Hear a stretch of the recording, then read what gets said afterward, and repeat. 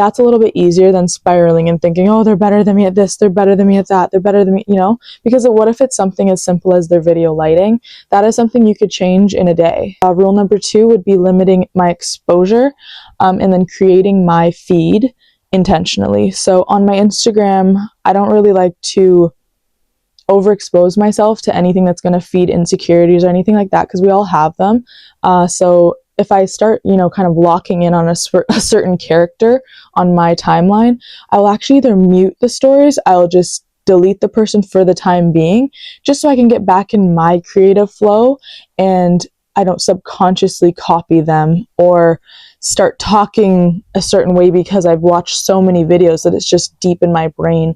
I like to kind of like refresh my page, my feed, everything, to just make sure I'm being as authentic to myself as I can. Kind of just like a mental block for a bit, just a little bit of a freeze so that you can grow sustainably.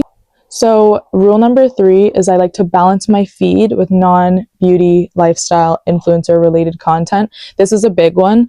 I always find myself, once I delete or unfollow some influencer type characters, I like to follow nature, planet, funny videos of animals. I like to really refresh my mindset and just like watch some nonsense to kind of just like give myself a break from all of that.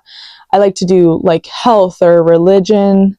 I like to follow educational pages, just something new, something different that I can kind of just take in, and it won't really morph my mindset or like make me want to copy a goat or an animal that I'm watching. So then I have a little bit of a list that you should keep track of, because a lot of people like to keep track of likes or like comments or just how many things they're getting by the metric system. I think you should be keeping track of these few things, like say client retention in your business, the skills and improvements that you've had on your everyday work life and everyday normal life, income stability, work-life balance, confidence in situations. I feel like you should keep score of that type of stuff.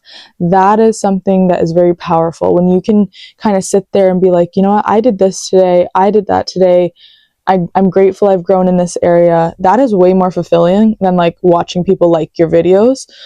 And by keeping a little checklist or a little progression chart, that actually feeds your good dopamine sources, like we talked about in the first video I ever posted. So I hope you guys take these few rules into consideration when you're starting to compare yourself, when you're losing, authenticity, and I will see you in next week's video.